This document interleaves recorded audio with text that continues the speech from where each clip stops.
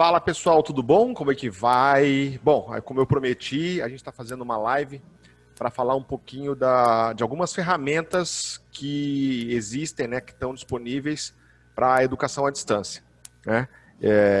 A gente sabe que nesse momento que a gente está vivendo agora, as escolas estão tendo que se reajustar, estão tendo que se readequar rapidamente e às vezes falta algum tipo de apoio ou falta algum tipo de informação para justamente conseguir encaixar as ferramentas corretas com o que cada uma das escolas está precisando, né? A gente vem da área acadêmica, né? Eu também sou da área acadêmica. O Fernando que está com a gente aqui, ele já vai falar daqui a pouquinho também. Ele tem uma experiência nessa parte das ferramentas.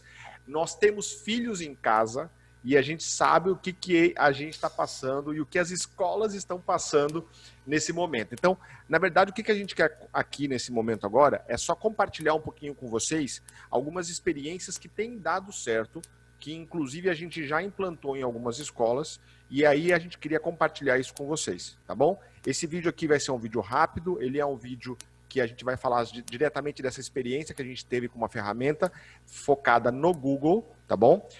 Com um investimento muito baixo, além daquilo que a gente às vezes encontra por aí no mercado, mas a ideia é compartilhar com as escolas justamente essa experiência que a gente teve, tá bom? Então eu tô aqui com o Fernando também, que ele é sócio da E-Cliente, né? Desculpa, não me apresentei, né? Eu sou o professor Gustavo Gonzalez, eu sou um dos diretores da E-Cliente Tecnologia, né? Só falar um pouquinho rápido da E-Cliente. Nós somos uma empresa que trabalha focada na parte de ferramentas web, né? A gente vem da área acadêmica, a gente trabalha tanto com a parte de desenvolvimento de sites, com a parte de marketing digital e a parte de consultoria. E aí eu estou aqui com o Fernando, né? Fala um oi aí, Fernandão. Boa tarde, gente. Tudo bom? Então, e o Fernando, ele cuida de parte técnica nossa aqui na empresa, na parte de redes e implantação dessas ferramentas também, né? Então eu queria conversar um pouquinho justamente com ele para vocês escutarem qual foi a nossa experiência com isso. Fernando, a gente estava, essas últimas semanas, né, a gente percebeu o pessoal usando algumas ferramentas até de forma errada, né? A última que a gente viu foi uma escola que estava utilizando o Google Drive para publicar vídeo, né? Foi isso? O pessoal tem usado coisas assim. Na verdade, tudo aconteceu muito rápido, né? Então, o que tem essa questão do pessoal que está gravando aulas e está disponibilizando no YouTube. Tem gente que usou a versão gratuita do Zoom, que dava aqueles 40 minutos ali, às vezes cortava, o professor estava falando, cortava, aí tinha que colocar todo mundo de novo na sala e acabava virando uma bagunça, né? E o Zoom, o pessoal ficou inclusive preocupado com o negócio de segurança também, né? Tem, mas essa questão de segurança também foi resolvida depois, mas assim, fica ainda aquela situação. Não, bacana. O que a gente percebeu foi assim, lógico que as equipes de TI, elas têm se prontificado a tentar encontrar as melhores soluções. Mas algumas que a gente percebeu que elas acabaram emperrando. Então, vamos falar, por exemplo, do Zoom, né? O que aconteceu com o Zoom? O Zoom é uma ótima ferramenta, a versão gratuita, ela tem essa questão da limitação de tempo, né? Mas o que mais impactou foi o seguinte, vamos pensar na realidade de uma escola. A escola está lá com várias classes ao mesmo tempo, tá certo? Tem várias classes funcionando ao mesmo tempo. Você precisaria criar uma conta do Zoom para cada professor. Porque uma única conta, né, Fernando? Uma única conta não comporta vários professores. Você precisaria criar uma conta para cada professor para que esse professor possa usar o Zoom. E se você for comprar a licença paga, nem que seja mais barata, se não me engano, custa $14 mais ou menos, a licença paga vai ter que ser uma licença para cada professor. Pelo menos nas aulas que forem simultâneas. Então, se você tem, por exemplo, 20 classes ao mesmo tempo rodando, você precisaria no mínimo de 20 licenças rodando. É isso aí, né, Fernando? Eu acompanho um pouco o Zoom, tá? Mas assim, o que a gente tem focado mais é na questão do Google for Education, né? Mas sim, assim, a ferramenta é paga. E a grande vantagem do Google for Education é justamente que é gratuito para instituições de ensino.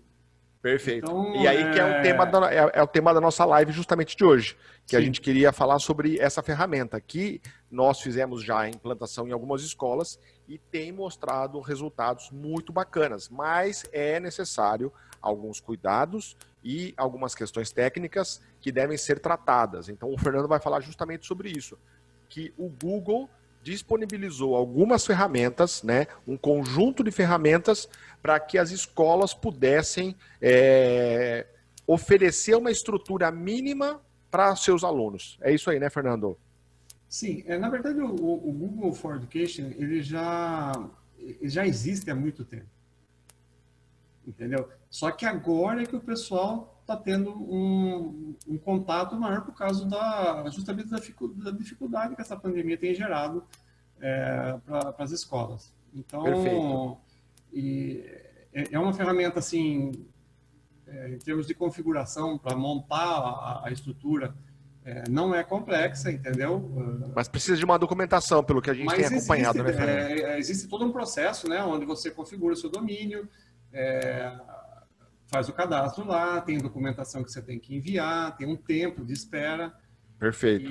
Mas existe um processo em cima para a coisa funcionar. Tá, uma coisa interessante, que agora eu estou me recordando das implantações que a gente fez, essas escolas que a gente já fez a implantação, elas usam já um software, não é um software de gestão acadêmica, mas é um software de comunicação com os pais. Tá? Algumas delas, né? Isso.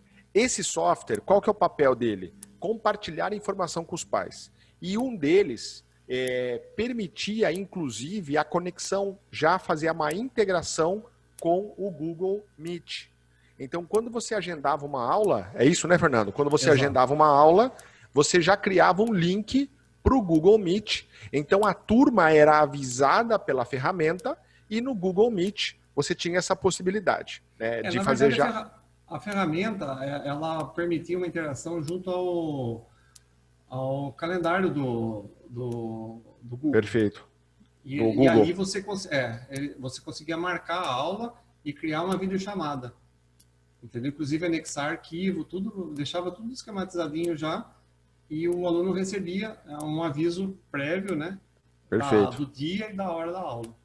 Maravilha. Então, assim, mas mesmo que a escola não tenha uma ferramenta dessa de comunicação com os pais, ela pode adotar só a ferramenta do Google Meet, correto, Fernando? O G Suite, não, né? Na verdade, o Google for Education, que essa modalidade é um G Suite, só que ele é voltado para a área educacional. Perfeito. Ele é praticamente um suíte completo, assim, de área acadêmica, entendeu? Você pode, você cadastra e-mail para o seu domínio, tem acesso às videochamadas. As ferramentas básicas... as ferramentas básicas que a gente tem usado é a questão da videochamada, né? A questão do e-mail para o calendário. O calendário corporativo ali, né? Isso é bacana. Do ambiente, né? Perfeito. Tem as contas de e-mail também, né? Contas de e-mail. Esse daí que eu acho que é muito interessante para a instituição, porque é gratuito, né? Você vai ter praticamente 30 GB de e-mail por e-mail, né? Perfeito. E praticamente assim, quando a sua instituição ela é, como que eu vou falar, aceita pelo Google, né? Tem um processo, né? Que foi falado, né? Tem a questão da documentação. E quando ela é aceita pelo Google, você praticamente assim, por default, né? Isso é informações que a gente tem do Google mesmo, é que você tem acesso a praticamente 10 mil contas de e-mail. Perfeito. Gratuitas, né? Perfeito. Quer dizer, praticamente a escola, né, com uma estrutura em termos de armazenamento, tudo assim, sem custo nenhum. E aí, pelo que eu tenho já observado, escolas infantis de ensino fundamental estão usando.